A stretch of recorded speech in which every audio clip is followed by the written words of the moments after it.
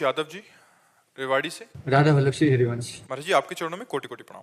महाराज जी, आपने कई बार एकांतिक में बताया है कि मन में अगर गलत चिंतन हो जाए तो भी चिंता की बात नहीं, किंतु आचरण कर्म नहीं बिगड़ना चाहिए। महाराज जी, भगवत गीता के श्लोक में भगवान जी कहते हैं कि जो व्यक्ति अपनी इंद्रियों को तो वश में कर लेता है परंतु मन में इंद्रिय विषयों का स्मरण करता है, वह मोहग्रस्त मन वाला होता है और उसे पाखंडी व कपटी ही कहा जाता उसका है। भाव समझ रहे हो? उसका भाव ये है, जैसे हमने कह दिया कि हम अन्न त्याग करते हैं, आज से हम दूध में रहेंगे, तो रसेंद्री को तो वश में करने की हमने चेष्टा की, लेकिन मन के द्वारा हम अगर विषयों का भोग कर रहे हैं कि यार रसगुल्ला में, यार समोसा चटनी में, यार कढ़ी पकौड़ी में, तो बोले पाखंड कर रहे हो। इससे अच्छा है कि कढ़ी पकौड़ी रसगुल्ला लो और भोग लगाओ, ठाकुर का पा लो चुपचाप। तो मन से चिंतन तुम करते हो भोगों का, वहां ये तो नहीं कह रहे कि पाप कर रहे हैं, वहां भगवान कह रहे पाखंड कर रहे हो। पाखंड का मतलब दिखावा, नाटक कर रहे हो। ऐसे तुम कहते हो हम पदार्थ नहीं पाते, हम दूध पीते, हम फलाहार रहते हैं, ऐसे चिंतन कर रहे हो पदार्थों का, तो पाखंड ही तो कर रहे हो। जिस वस्तु का त्याग किया उसका चिंतन का भी त्याग कर दो, तब उसका पूर्ण त्याग माना जाता है। तो जैसे हमारा मन, हम साधक हैं, गंदी बातों में जा रहा है, हमें अच्छा नहीं लग रहा गंदी बात, वो जा रहा है, अच्छा लग रहा है भजन, भगवान के मार्ग में हम चलना चाहते हैं, पर वो पूर्व संस्कारवश अनेक जन्मों के कारण अभ्यासवश वो गलत मार्ग में जा रहा, तो हमें जलन हो रही। इसमें और उसमें अंतर हो गया। वो अपने अहम को प्रदर्शित करता है, वो अंदर ही अंदर आनंदित होकर नाना प्रकार के पदार्थों की भोग का चिंतन करता है। इसका चिंतन बलात् जा रहा है और ये असंतुष्ट है इस बात से, और वो बाहरी दिखावा करके अंदर से उस चिंतन कर रहा है, वो पाखंडी है। ये पाखंडी नहीं।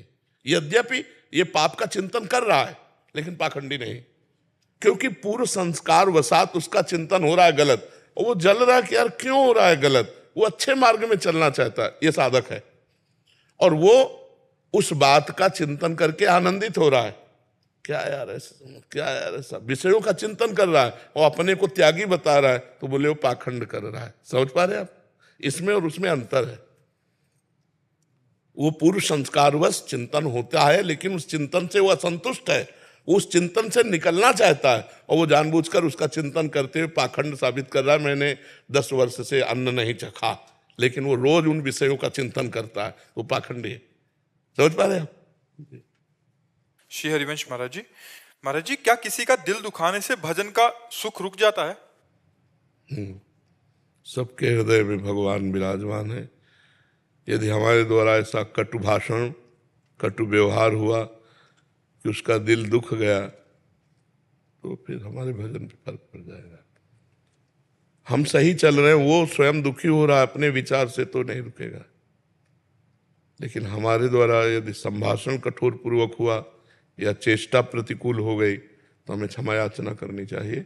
अगर वो अंदर से दुखी रहा, तो जब तक वो दुखी रहेगा तब तक आपके भजन में विक्षेप पड़ता रहेगा। और कहीं वैष्णव का अपराध बन जाए तो विक्षेप की तो बात जाने, तो भजन ही रुक जाएगा, भजन नहीं होगा। अगर संत वैष्णव को दुख पहुंच गया आपकी चेष्टा से, या कोई निंदा बन गई, तो फिर भजन रुक जाएगा, एकदम रुक जाएगा, भजन चलेगा ही नहीं। तो इससे तो बचना चाहिए।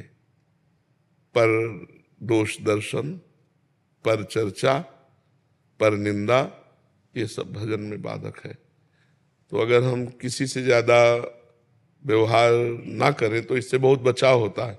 अगर व्यवहार करना पड़े ऐसी जगह है तो फिर मृदु व्यवहार करे, प्रिय व्यवहार करे, ऐसा कोई व्यवहार न करे जिससे दिल दुखे, क्योंकि सबके दिल में दिलवर बैठा हुआ है, प्रभु बैठा हुआ है। किसी का दिल दुखा तो हमारा भजन छूट जाएगा, ये पक्की बात है।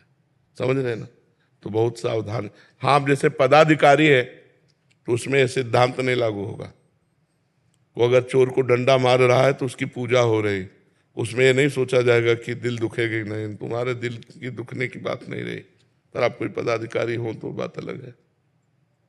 अपने अधिकार के अंदर, जैसे टीचर है, अब वो थोड़ी देखेगा बच्चे का दिल दुखता है कि नहीं दिखता, वो अपने सही नियम के अनुसार चलाएगा। आपको पाठ कर, ये याद करना है, आपको लिखना, नहीं लिखते हो, वो शासन करेगा। जैसे पिता पुत्र की तरफ थोड़ी देखेगा देश का दिल दुखेगा कि नहीं दुखेगा, नहीं, तुम्हें संयम पूर्वक चलना होगा, तुम्हें धर्म से चलना होगा। तो कुछ ऐसे अधिकार हैं जिन अधिकारों में ये नहीं देखा जाता, बकाया ये देखा जाता है। समझ रहे हैं? महाराज जी कह रहे थे कि विवाह से पहले बहुत अच्छा भजन होता था और उसके बाद थोड़ा कम हो गया क्योंकि पत्नी और उनके माता पिता को थोड़ा गलत कह दिया था और ऐसा इसलिए। नहीं, फिर भी ऐसा नहीं होता। चक्रवर्ती सम्राट महाराज अम्बरीश जी, पूरा राज्य शासन और नई नवीन नवीन रानियां और परिवार सब भगवान विराजमान है सब में। तुम्हारे तो एक ही पत्नी होगी, उनकी तो बहुत सी पत्नियां थी। तो पत्नी में भी भगवान का भाव कीजिए, क्योंकि बिना भगवान के कोई शरीर संचालित ही नहीं हो सकता। सब में ईश्वर विराजमान, तो पत्नी में भी तो विराजमान, उसे प्यार करो, कटुवचन क्यों कहो? माता पिता तो भगवत स्वरूप हैं, उनसे हम क्यों लड़ाई झगड़ा करें? हमको अपना सुधार करना चाहिए। ठीक है, नाम जप करो और सुधार करो। और अब जिनसे कटुवचन बोले हैं तो इतना प्यार करो कि क्षमा हो जाए।